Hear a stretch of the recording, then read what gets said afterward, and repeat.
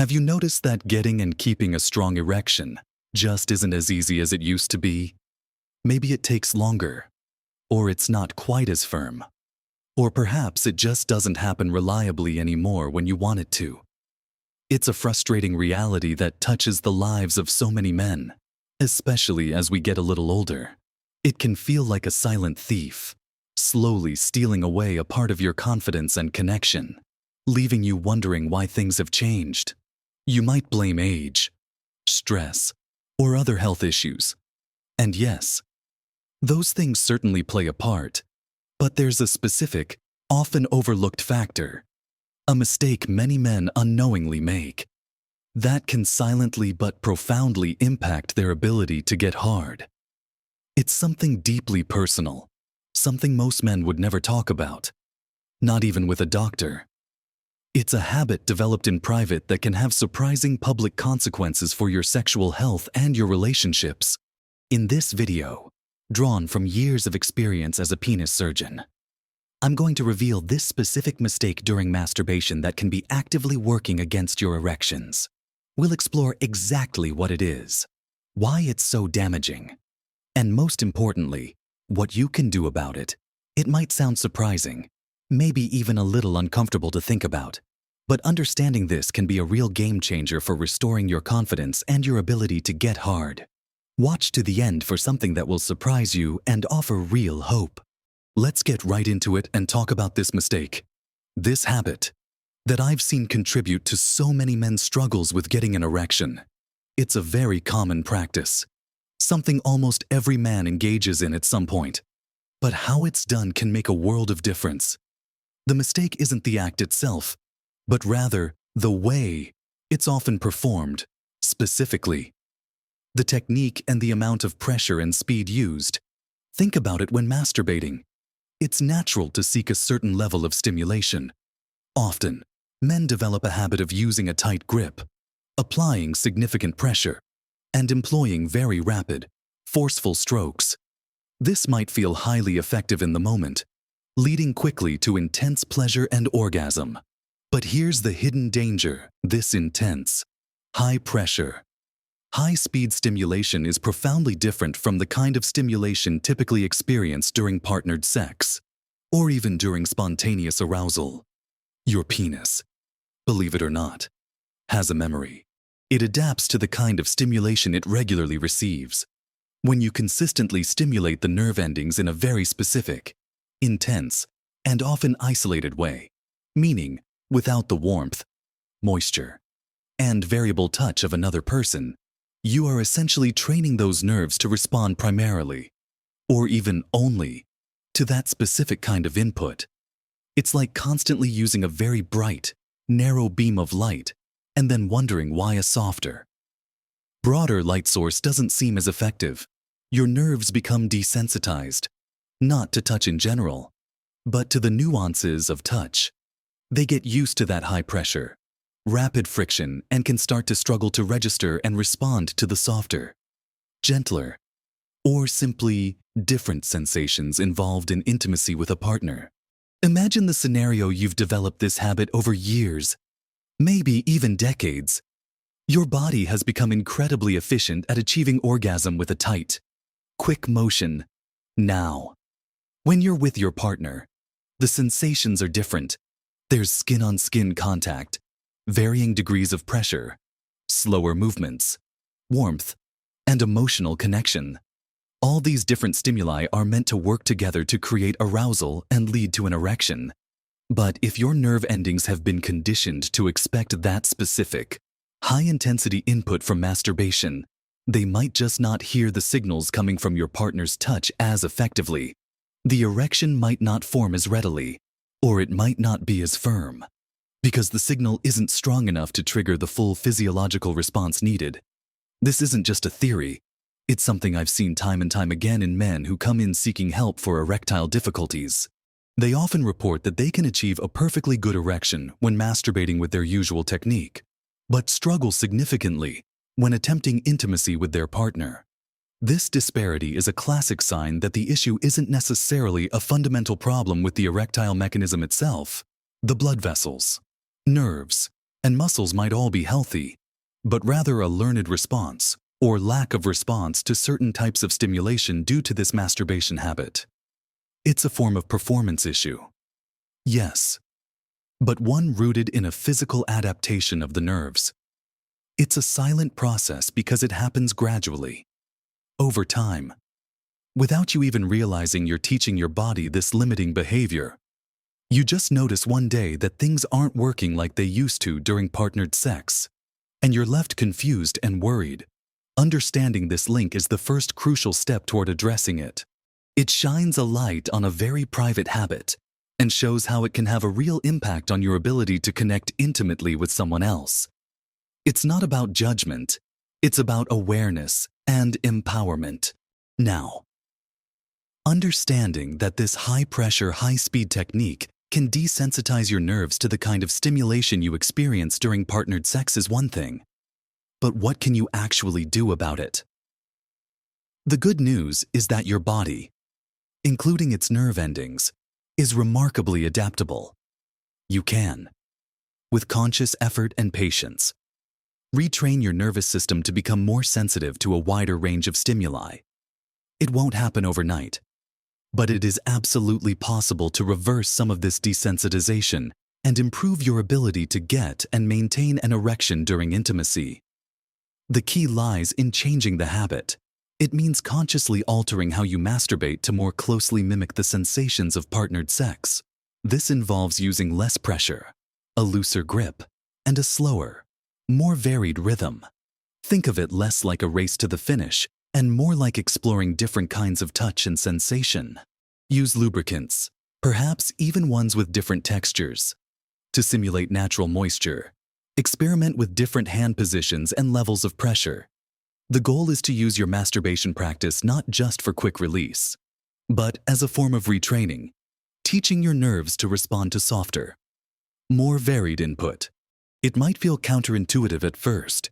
You might find that using less pressure or a slower speed doesn't immediately produce the same level of intense sensation you're used to, or perhaps doesn't lead to orgasm as quickly. This is where patience comes in. Remember, you are working against a habit that might be years in the making. It takes time for nerves to relearn and for your body to adapt. Don't get discouraged if it feels different, or even less satisfying initially. That difference is actually a sign that you are breaking the old pattern and allowing your nerves a chance to reset. This isn't about stopping masturbation. It's about changing the method. Think of it as physical therapy for your nerve endings. You're gently encouraging them to be responsive to a broader spectrum of touch, which is essential for enjoyable and reliable erections during partnered sex. It's also helpful to engage other senses during this practice. Pay attention to how different levels of pressure feel, how varying speeds impact sensation. This mindful approach helps to reconnect your brain with your body's responses in a more holistic way, rather than just focusing on reaching the peak as quickly as possible. This deliberate practice, integrating softer touch and varying pressure into your self-stimulation routine, is a powerful tool for combating the desensitization caused by the high-pressure habit. It's about becoming more sensitive, more responsive, and ultimately, more capable of enjoying intimacy in all its forms. It requires dedication and consistency. But the potential rewards, regaining confidence and enhancing your connection with your partner, are well worth the effort. This isn't a quick fix, but a fundamental shift in how you approach self-stimulation, designed to restore your natural responsiveness.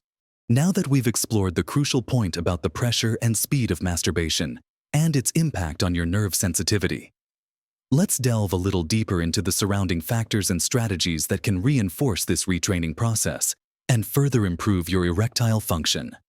It's not just about the physical technique during masturbation. It's also about your overall state of mind and body. One significant factor that often goes hand in hand with this desensitization is performance anxiety. When you've experienced difficulty getting or keeping an erection with a partner, it's natural to feel anxious about future attempts. This anxiety creates a vicious cycle. You worry about not performing, which makes it harder to relax and become aroused, which then makes it even harder to get an erection. confirming your fears and increasing the anxiety for next time. This mental component can be just as debilitating as the physical desensitization. Addressing this involves actively working on reducing pressure and expectation during intimate moments. This means shifting the focus away from achieving a rigid erection as the sole measure of success and towards enjoying physical closeness. Touch and connection with your partner. Open communication with your partner is incredibly important here. Talking about what you're experiencing, explaining that you're working on improving things, and emphasizing that your struggles are not a reflection of your attraction to them can help alleviate some of the pressure for both of you. Incorporating activities that increase overall nerve sensitivity and blood flow throughout your body can also be beneficial. This includes things like regular exercise, especially activities that promote cardiovascular health like brisk walking, swimming, or cycling. Improved blood circulation is fundamental to erectile function, as erections rely on healthy blood flow to the penis. Exercise also helps reduce stress and anxiety, which, as we discussed, are major contributors to erectile difficulties. Another area to consider is your general physical health. Conditions like diabetes, heart disease, and high blood pressure can all impact nerve function and blood flow, affecting your ability to get an erection. Managing these conditions effectively through diet, exercise, and medication is crucial. Eating a balanced diet rich in fruits, vegetables, whole grains, and lean proteins supports overall vascular health. Foods high in nitrates, like leafy greens, can even help improve blood flow by widening blood vessels. While there's no magic food bullet, focusing on nutrient-dense foods supports your body's natural functions, including erectile health. Furthermore, giving your body and mind a break from intense self-stimulation can also be part of the retraining process. This doesn't necessarily mean abstinence forever, but perhaps taking a planned break for a week or two, or significantly reducing the frequency and intensity of masturbation while you focus on the retraining technique. This allows your nerves a chance to truly reset and become more sensitive to natural stimuli again. It's like giving your system a chance to recalibrate. When you do engage in self-stimulation, consciously focusing on using the lighter touch, slower speed, and varying techniques is key. Make it an exercise in sensation and responsiveness, rather than just a means to an end. Think of it as exploring the full spectrum of touch and discovering how different sensations feel. This mindful approach can help you break the ingrained habit and retrain your nervous system to be more receptive to the kinds of stimuli present during intimacy. Remember, patience and consistency are your greatest allies in this process. It took time to develop the old habit, and it will take time to create a new, healthier pattern of response. By addressing both the physical technique and the broader aspects of your health and mindset, you significantly increase your chances of improving your erectile function and regaining confidence in your intimate life. So, we've talked about this common mistake, the habit of using excessive pressure and speed during masturbation, and how it can silently desensitize your nerves, making it harder to get an erection during partnered sex.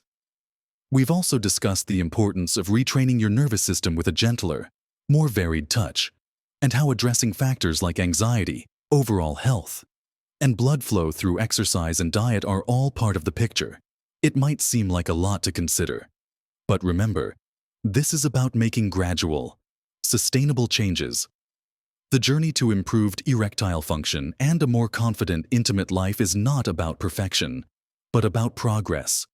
It's about becoming more aware of your body, understanding how your habits influence its responses, and taking proactive steps to support your sexual health. The simple act of changing your masturbation technique, while perhaps feeling awkward initially, is a powerful step. It's you taking control and actively working to make your body more responsive to the natural, wonderful sensations of intimacy with a partner. Please know that if you've been experiencing these difficulties, you are far from alone. It's a very common challenge, especially as men get older. There's absolutely no shame in it. The fact that you're watching this video and thinking about these things is a sign of strength and a commitment to your well-being and your relationships. Don't let frustration or embarrassment stop you from making these positive changes or seeking further help if you need it. Sometimes, despite making these adjustments, there might be underlying medical conditions contributing to erectile difficulties that need professional attention. If you try these techniques and still struggle, or if you have other health concerns, please consider speaking with a doctor or a specialist. They can help rule out other causes and offer additional treatment options if necessary. But for many men, simply becoming aware of this specific masturbation habit and working to change it, combined with focusing on overall health, can make a significant difference. Remember, small changes can indeed make a big difference, not just to your physical ability to get an erection, but to your overall confidence, your emotional connection with your partner, and your quality of life. Intimacy is an important part of human connection, and it's something you can continue to enjoy at any age. By taking the time to understand your body and make conscious choices that support its health and responsiveness, you are investing in your future happiness and well-being. It might feel like a private issue, but the impact of regaining confidence in this area can ripple out into all parts of your life. You have the power to make positive changes, starting today. Don't underestimate the impact of this simple, yet profound, shift in habit. It's about re-educating your most intimate nerves and allowing yourself to experience pleasure and connection in a fuller, more natural way. You can do this. I truly hope this information has been helpful and has shed some light on a topic that isn't often discussed openly. Your experiences and thoughts are valuable, and sharing them can help others who might be going through something similar. So, please feel free to leave a comment below and share your perspective or ask questions. I read as many as I can, and your insights are always appreciated. If you found this video useful, please give it a thumbs up. It helps more men find this information. And if you'd like to learn more about men's health, aging well, and practical tips for living your best life, make sure to subscribe to my channel and hit the notification bell so you don't miss out on future videos. Thank you for watching and for taking this important step for your health and happiness. Live your best life at every age.